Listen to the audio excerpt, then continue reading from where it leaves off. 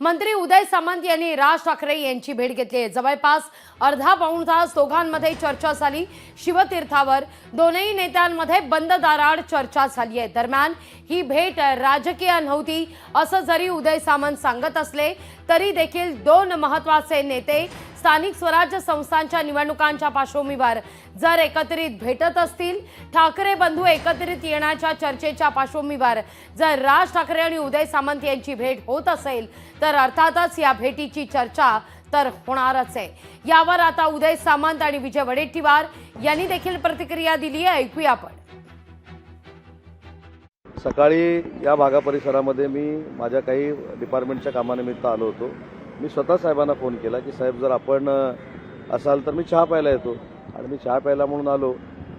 राजसाहेबांबरोबर गप्पा मारल्यानंतर काही विषय कळतात, काही मुंबईच्या विकासासंदर्भात चर्चा होते आणि ती काही विकासासंदर्भातली चर्चा झाली। आता त्याच्यामध्ये कशा पद्धतीनं पुढे जायचं, काय जायचं याच्या संदर्भातच चर्चा झाली। बाकी कुठची तुमच्या मनामध्ये जी राजकीय चर्चा झाली असेल म्हणून शंका आहे ती कसलीही चर्चा झाली नाही।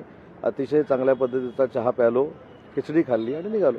ते या इकडनं पास होत होते, त्यांनी सन्माननीय राजसाहेबांना फोन केला की मला भेटायचं, मी चहा प्यायला येऊ का, त्यांना बोलवलं।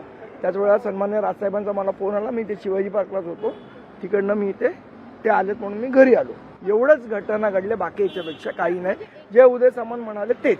सध्या राज ठाकरे हे सत्ता बाहेरील सत्ता केंद्र असं म्हणायला पाहिजे, एवढी ताकद त्या राज ठाकरेमध्ये निर्माण झालेली आता दिसते आहे।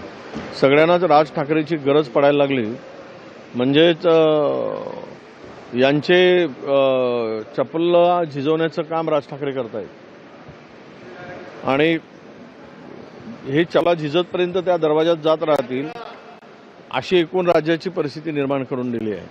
ज्या पक्षाचा एकही आमदार नाही त्या पक्षाकडे जर हे धावत आहेत तर या सगळ्यांची स्थिती ही दोलायमान आहे। या सगळ्यांना आता जनाधार गमावल्याची भीती आहे, त्यामुळे निवडणुका जिंकण्याची शक्यता दिसत नाही। त्यामुळे कदाचित हा प्रयत्न त्यांचा असू शकेल। लोकशाही मराठी ऐका, पहा, जागरूक रहा।